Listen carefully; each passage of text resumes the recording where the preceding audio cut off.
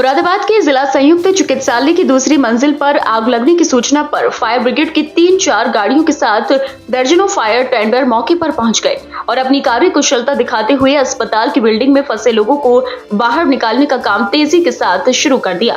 वहीं fire tender की दूसरी टीम आग बुझाने में लगी हुई थी। कुछ ही देर में आग पर काबू पा लिया गया। आज फायर को लेकर के, फायर सेफ्टी को लेकर के, इसमें जो इंसिडेंट कमांडर के रूप में मैं यहाँ पर स्वयं उपस्थित था, बाकी हमारे फायर सेफ्टी डिपार्टमेंट के लोग थे। और इस मॉक ड्रिल का उद्देश्य ये है कि अचानक से कोई आपदा आती है तो उस संबंध में हम किस तरीके से रिस्पांस करेंगे और हमारी क्या तैयारी है और टीम हमारी कितनी प्रिपेयर है, उसका एक चेक होता है। तो उसके क्रम में हमको आज ये कंट्रोल रूम को सूचना मिली, जो कि हमारा डिस्ट्रिक्ट इमरजेंसी ऑपरेशन सेंटर है हमारा कलेक्ट्रेट में। वहाँ पर हमको सूचना मिली। सूचना मिलते ही फायर सेफ्टी डिपार्टमेंट यहाँ पर पहुँचा। सेकेंड फ्लोर पर ये आग की सूचना मिली थी। उसमें तत्काल ही हमारी टीम ने वहाँ पे घायलों को रेस्क्यू किया। रेस्क्यू करने के बाद में तुरंत हमने उनको एम्बुलेंस के माध्यम से जो सेंट्रल पुलिस हॉस्पिटल है उस पर हमने भिजवाया और डॉक्टर्स की टीम भी हमारी रेडी थी और हमारा ट्रैफिक भी बिल्कुल क्लियर था, इससे हमें उनको वहाँ तक पहुँचाने में कोई दिक्कत नहीं आई। इसके अलावा सिविल डिफेंस की टीम थी, उसने भी अपना पूरा रोल अच्छी तरीके से निभाया। तो इस कारण से हम लोग इस ऑपरेशन को सकुशल संपन्न कर पाए। फायर ब्रिगेड के क्विक रिस्पांस के चलते कई लोगों की जान बचाई जा सकी। दरअसल ये पूरा घटनाक्रम एक मॉक ड्रिल का हिस्सा था, क्योंकि प्रदेश सरकार के आदेश पर आज प्रदेश भर में 2 दर्जन से ज्यादा जनपदों में फायर ब्रिगेड की टीमें इसी तरह की मॉक ड्रिल कर रही हैं।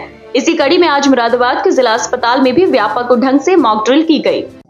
जो आज फायर मॉक ड्रिल का कार्यक्रम किया गया था, तो फायर जैसे ही हमारे यहाँ आग लगी, हमने सूचना दी तो फायर विभाग के चीफ फायर ऑफिसर की जो उनकी टीम थी वो तुरंत यहाँ पर आई, मौके पर पहुंची और जो भी घायल थे उनको रेस्क्यू करके निकाला गया।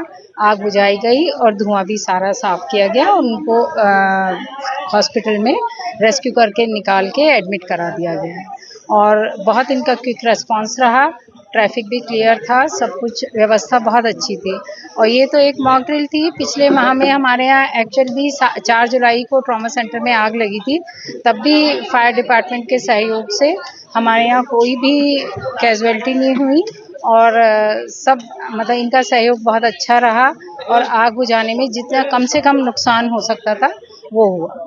टीम इंटरनल फायर फाइटिंग के लिए थी और रेस्क्यू के लिए भी 3 टीमें लगी थी और बाकी इसमें कम्युनिकेशन की टीम लगी थी और लाइन ऑर्डर की समस्या के लिए पुलिस की टीम लगी थी और ट्रैफिक डायवर्जन के लिए ट्रैफिक पुलिस की व्यवस्था थी और अस्पताल में अफरा तफरी ना हो इसके लिए सिविल डिफेंस के वॉलंटियर लगे हुए थे और अस्पताल के सेफ्टी ऑफिसर और इनके मैनेजर और सीएमओ सभी लोग मौजूद थे, जिन्होंने इसको ड्रिल को पूर्ण होने में अथक प्रयास किए और सकुशल ड्रिल संपन्न हो पाई।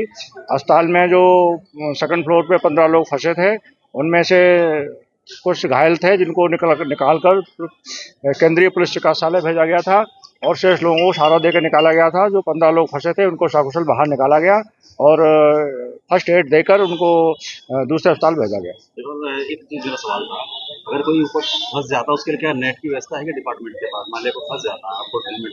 हाँ, नेट हमारे पास होता है। उसको बाहर से अगर वो उतारना चाहेंगे तो पुलिस लाइन में इससे नेट मिल जाता है हमको।